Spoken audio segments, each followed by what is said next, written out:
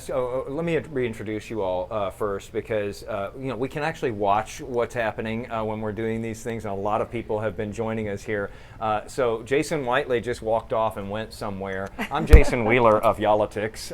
No, he's downstairs right now, actually doing the story on our television channel. He'll be back up here in just a moment. So we're having a beer without him right now, but he'll have one when he gets back. We've got Jennifer Stoddard Hoydu, the former chair of the Dallas County GOP, with us, as well as Delia Parker Mims, the chair of Denton County, the Denton County's Democratic Party. And thank you both, by the way, for being here with us throughout the night, watching this debate in real time with us. We've all been sitting here taking notes. You know, one of the things coming into tonight that struck me, and I didn't even believe it, polls are polls, but coming into tonight, NPR had done a poll that said 7 out of 10 registered voters, I think it was, were expecting to watch most or all of the debate tonight. That seems nuts to me that we would have seen figures like that as far as watching this debate, but it does tell you the importance that people place on it, whether or not they actually followed through with that. And what really stood out to me was they said 30% of the people watching tonight were likely to help solidify who they were going to vote for by watching tonight. You all are on the ground. You're meeting people every day here in North Texas. You talk to people. Maybe you're in a little bit of a bubble, because you're, focused around people who are in your party. Maybe you try to venture outside that a little bit.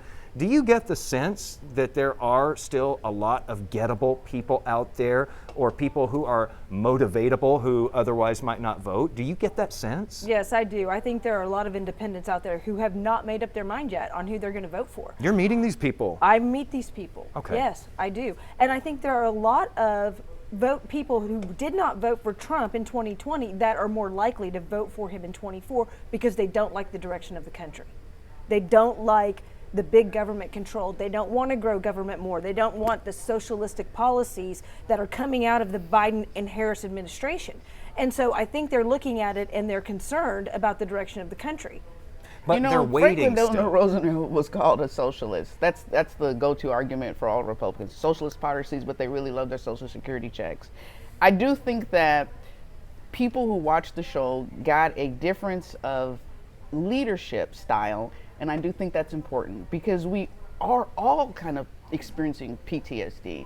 We are all trying to say, I'm tired of disliking my neighbor. I'm tired of all the divisiveness. And there was only one candidate that focused on, let's move forward, let's work together, let's not get muddled up in talking about people's race. Let's talk about what we have more in common than we don't have in common. So those are the kinds of things that happened today because we didn't really get into the nuts and bolts of their policies. It is interesting, though, that we did see them. I mean, we talk about the divisiveness among the people, among Americans these days. Boy, these two went after each other there on the debate stage. It got very personal. I mean, if you can remember back, several election cycles ago, you probably would not have seen something like this where they went at each other, calling each other liar repeatedly, basically saying, the world is laughing at you. No, they're laughing at you. I think what was the other word that they used? Disgrace. Disgrace. You're a disgrace. You're weak. I mean, it just went back and forth over and over again. Does that help, the rest of us who are at each other's throats, it seems like sometimes politically? Does it help lower the temperature? Or, is this just a case where, each side's camps are cheering them on to get in there and go at it? I don't think it changes. I don't think the ball moved at all tonight. I think the kind of things that are moving the ball are RFK endorsing Trump, asking all of his followers to endorse him, Elon Musk stepping up and endorsing Trump. It shows that these people are willing to work together in a unity party, which is what they were talking about, because they don't like the direction of the country. RFK does not like the direction of our country's going. Neither does Elon Musk. You've got a whole bunch of people like that who are saying, look, even if you don't love Donald Trump, if you don't like the New York, fighter, he still represents what we want our country to look like. So, but on the other and I know that we're probably going to disagree on that, but I'm just saying. We're going to disagree, and those are two interesting people to want to pull upon. I don't know that RFK does much of anything, but he probably does fit better well with with the Republicans in that respect. And on the other But there's side, you only- made the point earlier but that there's she's only- gotten a lot of endorsements Yeah. from former There's Republicans, only including one from his administration. candidate who has the overwhelming support of not only her party, but also the other side's party.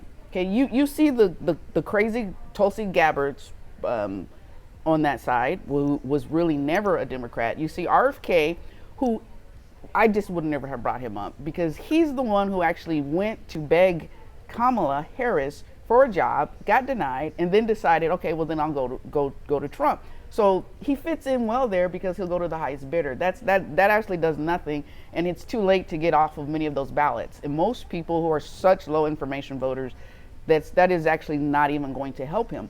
But there's only one candidate that has the endorsement from people who are actually respectable from both sides of the aisle, and that is Kamala Harris. And tonight she showed the American people that she wants to work for the people. She made the case that she was a prosecutor. She started from that beginning, and I can tell you that it's not a job that you do because you're making a lot of money. And her only client, I thought it was very resonating when she said that her only client was the American people, and she didn't ask them what their partisanship was. She asked them, how are they doing? And throughout the entire night, she reminded us that. How are you doing when you can't pay your bills? When you're a small business and you can't start a small business? We never heard anything like that from Trump. We never heard him But look all of into that the camera happened and under say, her. how are you doing? All of that came about under the last 3.5 years of Harris and Biden. All of that.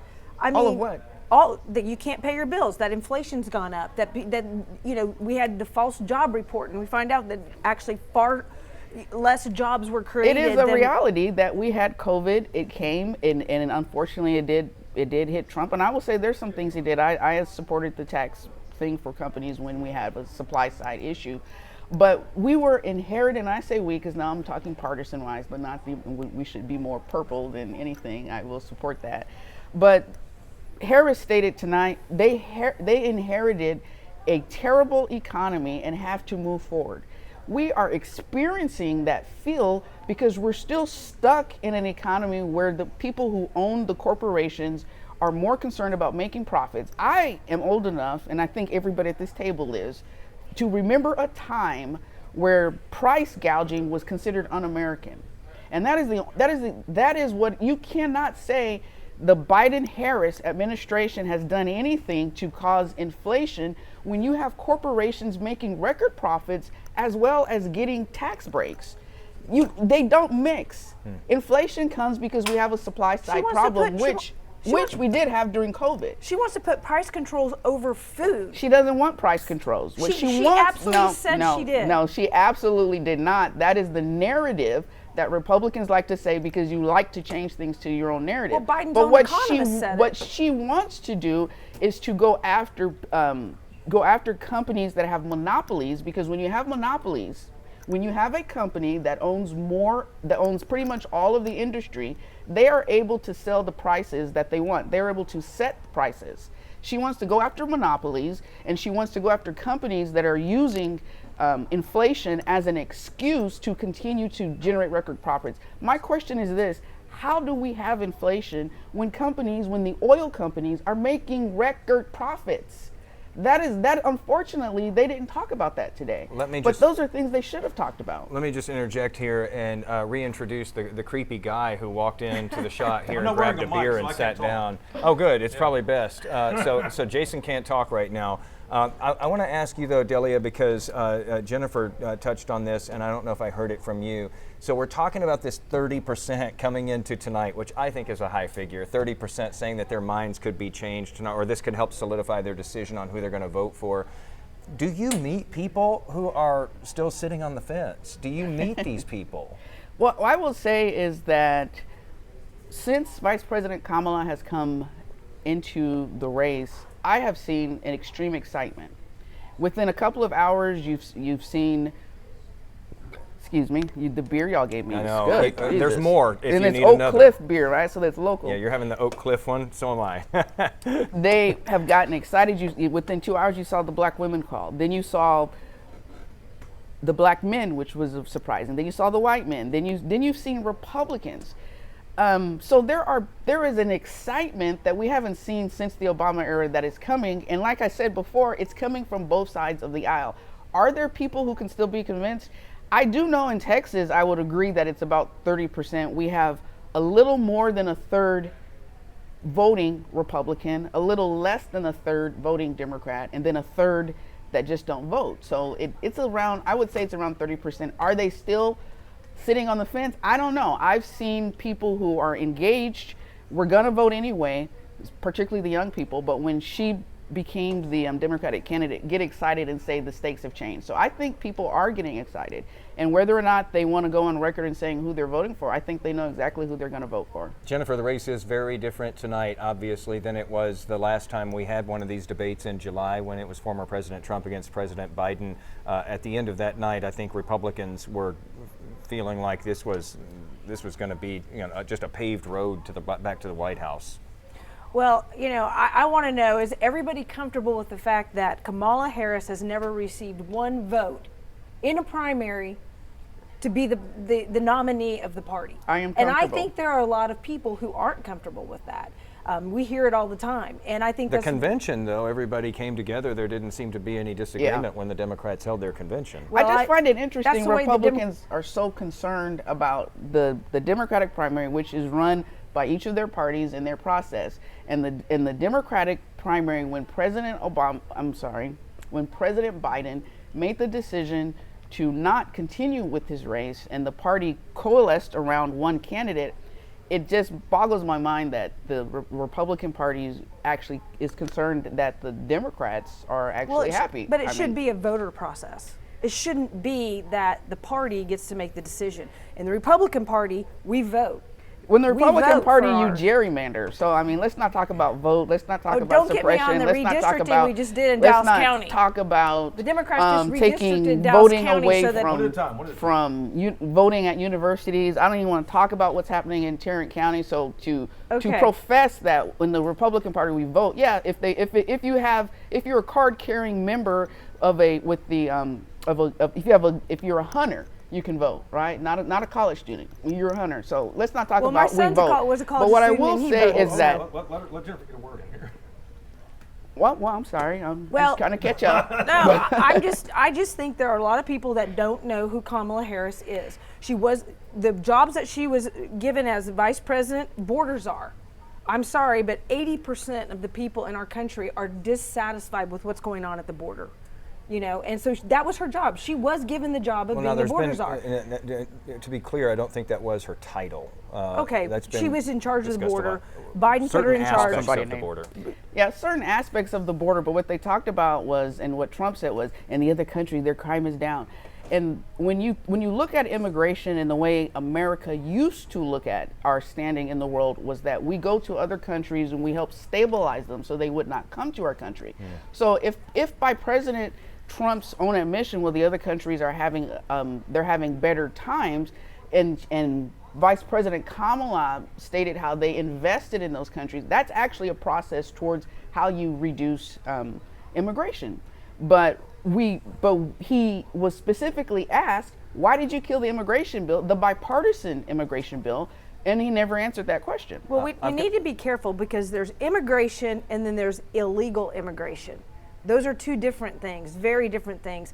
And the way that you control the border is you enforce the laws on the book, which says if you come over illegally, you are not supposed to be let in the country. They've let millions and millions of people into our country with absolutely no accountability of knowing where they are, what they're doing. I mean, several of them are the terrorist watch list. So people are concerned about that. That's actually just not true. Young people have lost their lives by immigrant violence. You know what the largest terrorist group is in America? White supremacists. Wow. The FBI has said that the largest, the most alarming terrorist group is white supremacists. Now, I would be more afraid of watching a strange white man walk in with his gun than I would with an immigrant. But that's actually what the national security and our FBI has said, that the white supremacy is our biggest terrorist group in the United States. Let me get back to the debate tonight. I just have a few other questions for you all. If you could, I mean, we know that this stuff is going to be clipped up. It's going to be put into ads. It's probably already, all over social media in 10-second, 12-second, 15-second clips. what is the clippable moment of the night that you think is going to come from each of these campaigns? What were those moments tonight when you thought that just got turned into an ad, or that just got turned into a reel? On behalf of the President Trump, I think it was when he said, "You say you want to do this, why haven't you done it for the last 3.5 years? You say you want to do that, why haven't you done it for the last 3.5 years?" So in his closing statement, making the argument that you've been here for 3.5 years. Don't forget, everybody, she's been here for 3.5 years. She wants to do all these new things. Why didn't she do any of them? Why didn't the Biden administration do any of them? Where are the policies written out? They're not on her website. Biden's policies are on her website. So that's what you think we're going to see over and over again. What would you say, Delio? What do you think was that clippable moment that is going to be played over and over again? I don't know how many viral moments came up, but I found it interesting when she said, actually, you were fired by 81 million people in America. I thought that was pretty cool. That was a punchy line. That was I remember punchy. everybody And then she said, you're a taking weak notes. and you're a disgrace. And that is what the people around the country, that is what foreign leaders around the world are saying about you. I thought that was clippable. I have to ask this before we get to our final question. I saw you had a bingo card tonight. Can you explain that? I did, because Can you hold that up? there's many different ways to entertain yourself, right? And so it's What's on this bingo card? basically, and I'll share one with you guys. It's basically going through some of the comments that they make. I mean, he said black jobs? He did. That was really early. And Hispanic jobs. All the immigrants are taking their jobs. He did call her border czar. Yeah, I'm safe, I guess, because I'm a lawyer. So No there one won't said be any weird, immigrants taking though. my job. No one said weird, and no one said drill, baby, drill, which is interesting. That's true. That's true. But they said Hannibal Lecter was in there. You got that one. Trump tells a lie. I mean, I can't even tell you how many that one happened. He did say "Make America Great." No, we didn't hear tampon Tim. You have Trump's ear in here, and that was a pointed line too when he said, I got shot probably because of the things that you said about me. I thought that was a really pointed line of attack. Let me just finish with this. Going forward, we're 50 plus days away from Election Day now. It's going to get here fast. It's probably going to be ugly and messy before we get there. What do you see after this election is done? I mean, this is a very polarized country. We saw what happened the last time after the results came down. What do you see this time? And don't put any. Take the varnish off with this. So tell us what you really are going to see. I think we're in for a ride, a roller coaster ride, for the next 55 days. It'll be. But after that. After that, well, I mean, I think it depends on what happens on the lead up to it. We don't know what's going to happen. I mean, I think all of us here at this table will hope that this election's over at the end of the night on November 5th. But I can't tell you for sure that I believe that that's true, unfortunately. Yeah, there's a good chance it won't be. I mean, it wasn't last time. It won't be last over few cycles. on November 5th, and that's what the Harris team needs to be preparing for, because we see Trump leading up to his big lie like he did last time, which he never wanted to admit this time. Oh, they didn't let my evidence in. He had, Republican states, Republican Secretary of States, Republican federal judges have all thrown them out. We didn't talk about Fox being sued for literally saying a lie because they didn't get into that kind of policy, but he was building up so that he can make that big lie, and he's doing the same thing. I'm very excited about November 5th. I think it's going to be a telltale sign of America, because we've got I'm going to use the term misogyny and classism, okay, not racism or anything, because anybody with 34 felonies, you have to have it has to be a classist type of society. Any person with 34 felonies who claims to respect the rule of law should not be allowed to run for president. And I think Trump himself has said stuff like that. Anyone who's gone bankrupt, anyone who's had no experience. So on November 5th, we're going to decide, do we want to maintain democracy? We all know that the Project 25 are filled with people who've come from Trump's administration. We know the people writing it have, they've been on film saying, yeah, he supports it, he's just got to say this. We've seen those videos. We know that they're lines. We know that they're the same people. The official statement on the 2025 website says Trump has never read or endorsed this. And so, Trump is not a liar, so we know that. You take that for what it's worth. When everybody in his administration is working on that thing. We know that democracy is at stake because this is the guy who was at the insurrection and then blamed it on Pelosi. Hey, let me scoot in a little bit here since I don't have a microphone and ask. Uncomfortably close. Uncomfortably Delia. close Yeah. here. So Delia, I apologize for that. Hey, let me read. I want you guys to respond to this. This is what a friend of mine. So my phone was blowing up the entire time as So the was debate mine. was going on. Yeah. My Republican friends, my Democratic friends. People were who both know like, what "Can we you do believe for a this?" living, blowing us up during Yes. while And we're they're trying like, to. Why aren't you yeah. responding? You're like, why aren't you responding? But let me throw this out there. So this is one friend of mine that says the debate is a tie and that is a loss for Harris. She failed to define herself. I wonder about viewership from beginning to end, suggesting whether people watched it. What do you think about that? Delia, I'll start with you. Who said that? What is their Name politics? them. Name them. I mean, because that's No, it's a Republican who said that one. I'm Of course. a Republican Democrat. Right. He said the debate was a tie. No one stood out, essentially. right.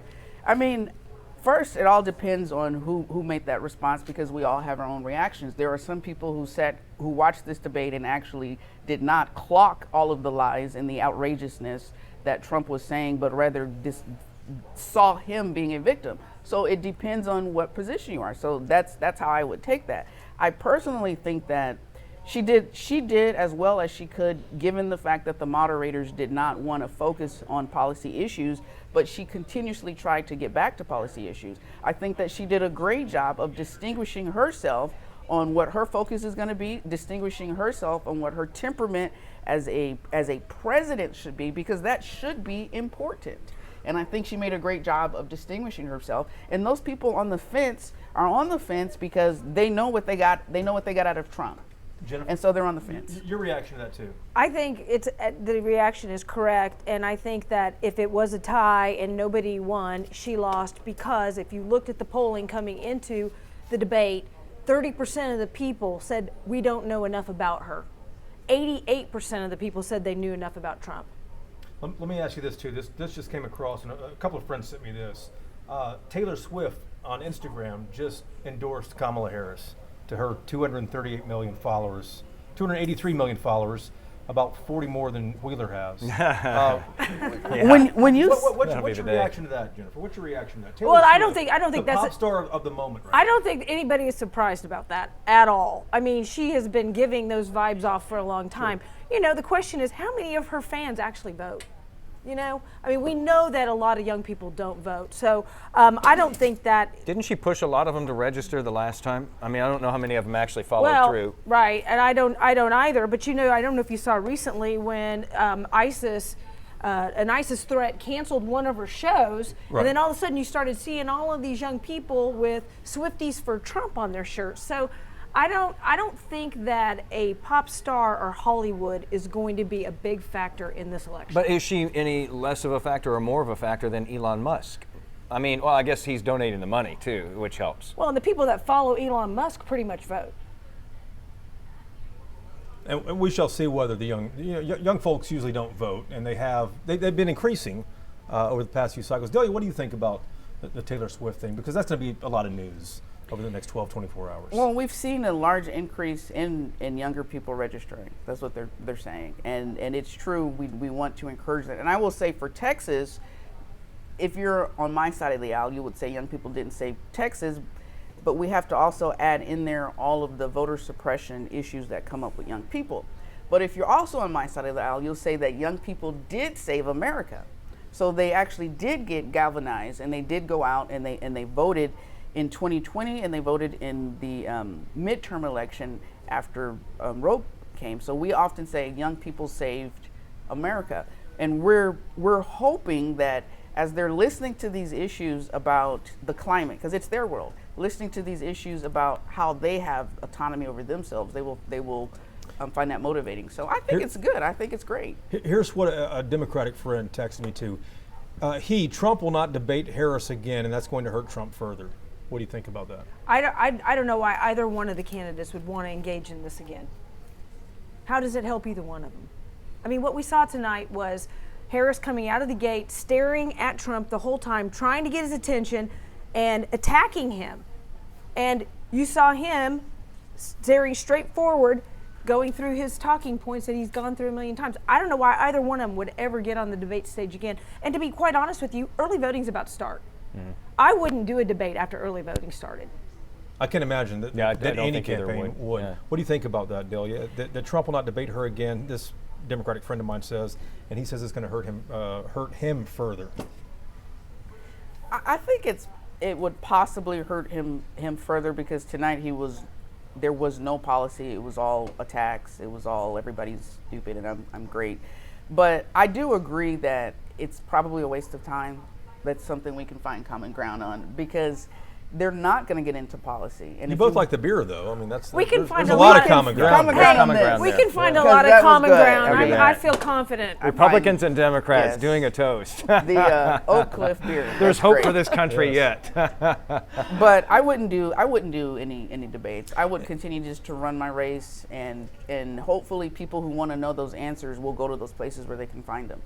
People wonder about debates, and for those of you who've been in campaigns, you might realize this, but I don't think the general public realizes this. I don't think a lot of journalists realize this. Debates take a couple of weeks off the campaign trail, completely consuming time for a candidate. Well, not for Trump. And what, true, Trump is different. Trump wings a lot of his stuff, and he's been successful doing that. But it's tough for a lot of campaigns to do that and to be away from fundraising, to be away from rallying.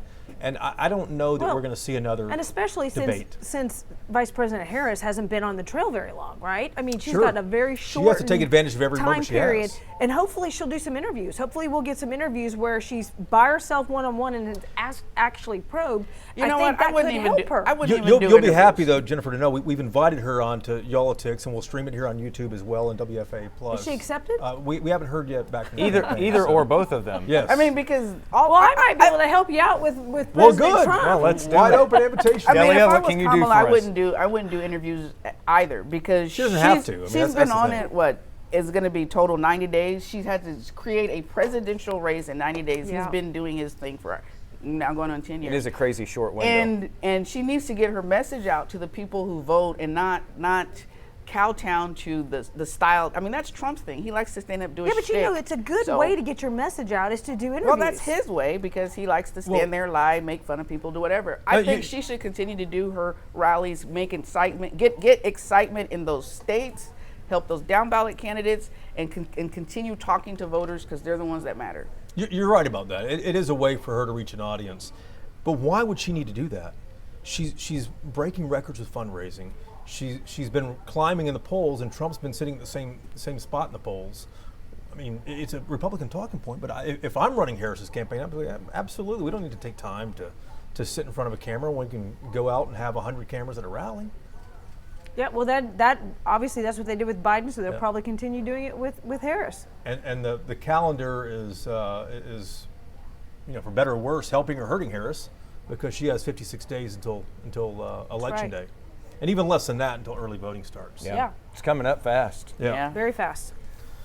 All right, Wheeler. Did you ask your final question yet? I did. Yeah. We have 6 more beers here, so I we have said a lot more final to talk question, about. and you jumped in with like 20 more. They finally brought me a mic back. You finally started working. They brought me a mic back finally, so I Jeez. could do that. Seriously, y'all, thanks for going through this with us tonight again. You bet. I really appreciate it. Great. So prediction for November the 5th. I know. I think I know what Come you're all on, going to you say. know how but this is gonna end. seriously, how close is it going to be? What's it going to come down to? What state will it come down to? I don't think it ends on November 5th. There's no way because these are so close now in these battleground states that you don't have the count by the end of the night because they've, and then they get into these tiny margins where they've got to, go in and do recounts. But why not? We used to have the count by the end of the night. Why aren't we having the count by the end of the night? It should be. I think have we gotten closer? Have these elections have gotten so tight in a handful of states now that I think they're reluctant to call it in a lot of cases. I mean, you saw what happened with Arizona last time in Fox News and how, they came out and called it and, there was all this, uproar because it was such a tiny margin. I think we're running into that in some of these states now where it's so close at the end of the night that they just keep on going through the night and there's just no clear result at the end of that night. And then if they've got to turn to those absentee ballots and if they got because if you get in that certain zone, they want to count everything that's still sealed. And then recount. And in a lot of these states, they had this issue where they couldn't even touch the mail-in ballots until after the polls closed instead of counting those ahead of time and Yeah. having that ready, you know? So And- you know and- what? Go ahead, Jennifer. I'm sorry. Well, you may see legal challenges too. Oh, I'm sure we will. You may see it. Yeah. Come Stop on. us It's from- We're sitting with a couple of 100%. attorneys on stage here. You can't say we Hey, may see and, it. and I can tell you that Trump is very prepared this time. He has a lot of boots on the ground, more so than he ever did in 2020 or 2016. So you may see that. But you asked about the state. I think. Yeah, which state? I think it's Pennsylvania. Yeah, I think so too. Yeah. What do you think, Delia? As of now, yeah, I think it's Pennsylvania. But I think in January, we are certainly in Denton County going to be celebrating with President Kamala Harris. Think so? Hey, before we let you go too, I'm watching the comments on our YouTube feed here, and everyone's having a ball with the Ohio comment about the cats and the animals and the Haitian immigrants. I remember. Well, I mean, some of the things on X are hilarious. Yeah, and I appreciate you guys watching. I don't know who exactly is watching. that got a lot of reaction just here in the newsroom, even here on this Yeah. table. We all just kind of went, "Whoa, that know, actually that made will it into the probably debate be the tonight." soundbite. Wow. I think that might be it. That is one of the odder things that we've heard in a debate, in a presidential debate, for I don't know how many cycles going back. I mean, Yeah. it is one of the stranger back and forths with the moderators and them fact checking that particular thing. I mean, it was an odd moment. Good deal. Delia Parker Mims, thank you so much Thank from you Denton so County. much. You made a drive. We appreciate that. And Jennifer started Hoydu. We appreciate that. Always good to see Wheeler. And I'm glad you guys saved me a beer here, too, at the end of the night. I saved you a That's lot of fine. beer. Yeah. I'll put them back in the fridge. Thanks for watching tonight. We appreciate it.